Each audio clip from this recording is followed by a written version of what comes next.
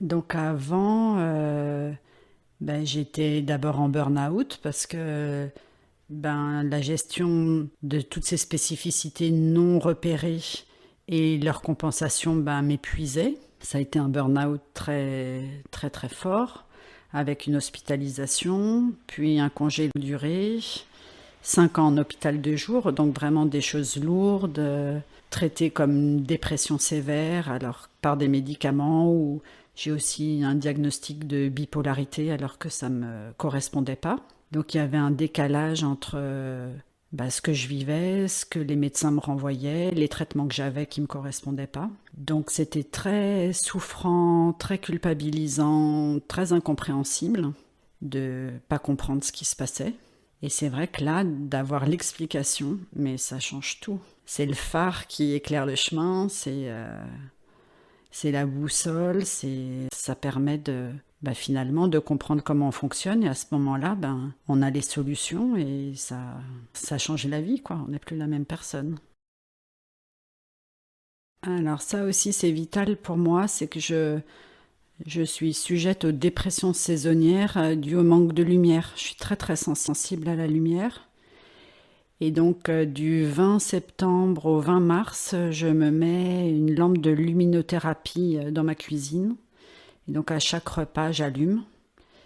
Et ça me compense le manque de lumière. Ça doit m'apporter la vitamine D. Vitamine D. D'ailleurs, j'en prends maintenant aussi en gouttes chaque matin. Et depuis que je fais ça, là, je crois que c'est le meilleur automne que j'ai jamais passé, en fait. Parce que ça suffisait pas. Mais ça, plus toutes les compensations sensorielles, là, je suis en train de traverser un automne-hiver au top. Et avant, ça n'arrivait pas. Avant, j'étais comme une marmotte, j'hibernais l'hiver. Et maintenant, non, je peux maintenir mon activité sans modification. Et par contre, du coup, j'avais aussi une mauvaise représentation. C'est que je pensais que du coup, que j'avais besoin de beaucoup de lumière. Mais en fait, j'ai besoin juste de cette lumière-là pour me donner de l'énergie. Mais sinon, je suis plutôt sensible à la lumière finalement, ce que j'avais pas repéré. Et par exemple, quand je vais chez le kiné, il éteint la lumière et ça me repose. En fait, avant, je pleurais chez le kiné. Je ne savais pas pourquoi. Je pleurais parce que j'étais épuisée par la lumière, par le plafonnier. Donc, c'est pas toujours très facile de lire facilement ces sensibilités sensorielles. Parce qu'on peut avoir besoin de certaines choses et pas d'autres, et c'est pas forcément homogène dans un sens. Homogène dans un sens. Par exemple, visuellement, moi, c'est très... Il y a des différences selon les saisons, les situations, les types de lumière. C'est pas, c'est pas donné d'avance pour un sens tout ce qui va être bon ou pas bon. C'est quelque chose que je dois mettre en place. Que j'ai des lumières qui sont... Par contre, quand on en parle, je sais que chez moi, par exemple, j'ai des lumières qui sont coûteuses et que pour l'instant, je les ai gardées. Donc il y a des choses aussi où ça met longtemps à se repérer, à se dire que c'est vraiment trop coûteux et à faire la démarche coûteuse de changer pour aller vers le mieux. Donc non, pour la gestion de la luminosité, j'ai pas encore bien mis en place. J'ai plus traité l'auditif pour l'instant que le visuel. Mais là, tout à l'heure, on a parlé des... Je sais que chez moi, j'ai pas de rideau parce que ça fait un encombrement visuel. Mais c'est vrai que si j'avais un système de store à l'italienne, j'aime bien les espèces de... Comme dans les voitures où on descend un petit filet comme ça sur la vitre. Ça, c'est vrai que si j'avais un système où une fois que c'est rentré, on ne le voit pas, mais on peut que ça soit homogène et que ça puisse réduire la luminosité quand on le souhaite, ça me faciliterait. Il y a encore beaucoup de choses où je peux encore gagner en confort. Même plus de lunettes de soleil, je sors pas avec des lunettes de soleil. Encore que c'est pas vrai, je crois que quand là, tout l'été, quand il y avait du soleil, je crois que je sortais avec mes lunettes de soleil beaucoup plus. Donc ça, oui, quand il y a beaucoup de soleil, les lunettes, ça m'a aidé hein, en été là. C'est vrai que c'est pas toujours facile la cohabitation, parce qu'en fait, on n'a pas forcément les mêmes besoins les uns et les autres. Donc, sensoriellement, il y a le bruit, déjà, qui est coûteux. Donc, ce que j'ai obtenu, c'est que j'ai repéré que, par exemple, la sonnette de la porte ou l'interphone, c'était quelque chose de vraiment pulvérisant pour moi. Donc, ils font maintenant attention à avoir leurs clés et leurs colis les font livrer en point relais. Donc, j'ai plus de sonnette. Et ça c'est un gain incroyable de pas être parce qu'avant j'avais la menace de la sonnette qui pouvait arriver n'importe quand. Donc là je me sens plus menacée par ça. Après menacée c'est peut-être un terme un peu fort, mais c'est comme ça que réellement ça agit sur moi. Le parfum aussi, se mettre du déo et ça c'est aussi quelque chose qui était très intrusif et très coûteux. Donc je leur ai demandé qu'ils le mettent dans leur chambre. Donc même s'ils le mettent dans leur chambre, quand même quand ils traversent l'appartement, ça reste. Ça reste. Un peu coûteux, mais du coup j'ai ma compensation sensorielle.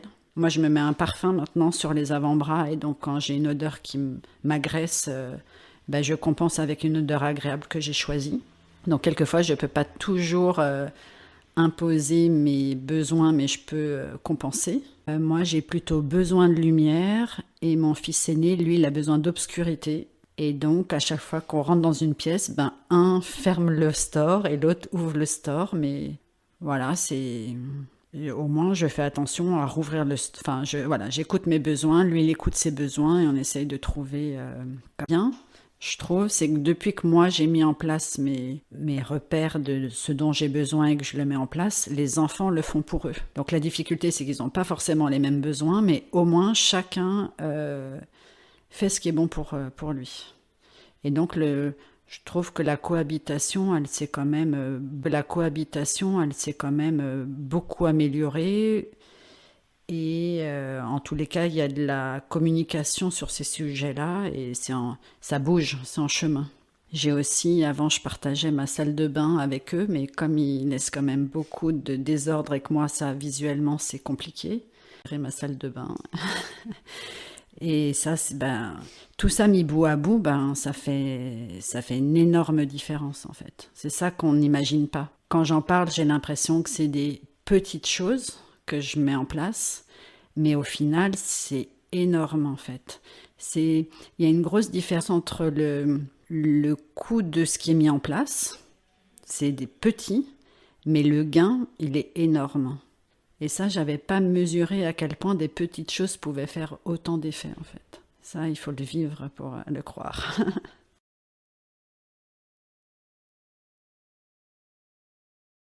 Alors aujourd'hui, je peux aller dans les magasins parce que j'ai des équipements sensoriels pour faire face à mes spécificités.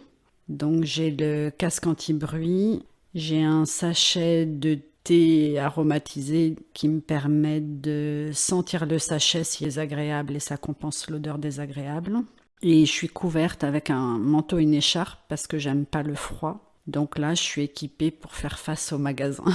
Comme ça reste coûteux, l'accumulation des objets, la queue à la caisse et les interactions imprévues, et puis quand même la gestion de toutes ces informations sensorielles, même si elles sont réduites, elles sont quand même présentes. Du coup, je répartis mes achats avec le lundi un magasin bio, le mercredi le marché, le vendredi l'hypermarché pour mes enfants et le samedi à nouveau le marché pour les produits frais. Et de répartir comme ça, pas 2 magasins dans la même journée, ça facilite le fait de pouvoir y aller. Et instaurer des jours fixes pour chaque magasin, ça m'aide aussi à pas réfléchir, est-ce que j'y vais pas, lequel. Voilà, je me pose pas trop de questions et je peux ce qui est prévu de manière moins coûteuse.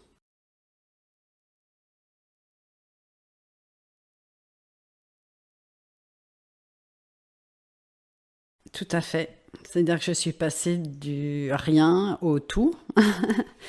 Donc j'ai intégré une association de haut potentiel avec laquelle jusqu'à présent c'était pas possible de faire des sorties parce que j'avais pas repéré que c'était de prendre les transports en commun qui était compliqué. J'avais pas repéré que Il y avait des horaires plus ou moins adaptés. Enfin, donc toutes mes spécificités, comme je les comprends mieux, là, les sorties avec cette association sont devenues possibles et donc je fais une sortie par jour ou tous les 2 jours. Donc je passe mon temps à aller au restaurant, en concert, au spectacle, en promenade, à faire des jeux de société en groupe, enfin plein de choses vraiment géniales que je faisais pas avant. Donc j'ai plus de limitations en fait. Mais ce qui se passe, c'est que je suis en retraite pour invalidité. Et donc j'ai une soupape pour gérer mes besoins. Donc si je suis fatiguée, je peux faire une sieste n'importe quand.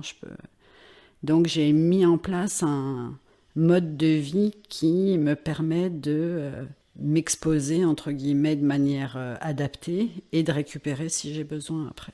C'est ça qui fait que ça fonctionne aussi. C'est ça qui fait que ça fonctionne aussi.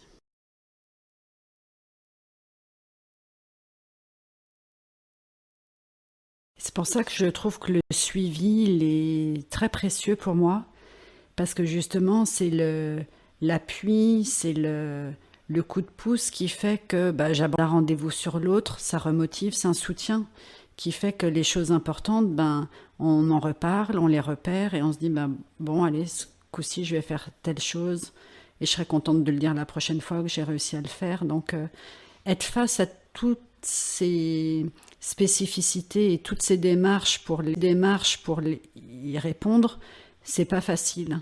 Mais avoir un soutien, on n'est plus seul dans cette démarche et ça change vraiment beaucoup, beaucoup les choses. J'ai un exemple pour ça, c'est le rangement, par exemple. Là, ce qu'on est en train de travailler, de ranger chez moi, de plus avoir d'objets à vue. C'est quelque chose que j'ai quand même toujours ressenti et dit, verbalisé quand même, pas comme quelque chose de vital, mais comme quelque chose que je ressentais. Et j'ai plutôt eu des retours non soutenants de mon entourage, comme ça va ressembler à un hôtel chez toi, personnel, c'est une phase maniaque, tu jettes tout, y a quand même des choses dont on a besoin, on peut pas se passer de tout, enfin. Et du coup, comme j'avais pas cette assurance que c'était vraiment une spécificité chez moi et un besoin fondamental et que j'avais pas de soutien pour me donner l'assurance de faire quelque chose de coûteux en plus, et du coup, j'avais tendance à pas le faire ou à le faire qu'à moitié et donc à pas mettre en place ce qui finalement allait me rendre la vie plus facile. Donc, pour mettre en place ces choses coûteuses dont en plus on n'a pas le soutien toujours de l'entourage, qui puisse nous dire que c'est vraiment important et qu'on est soutenu pour le faire.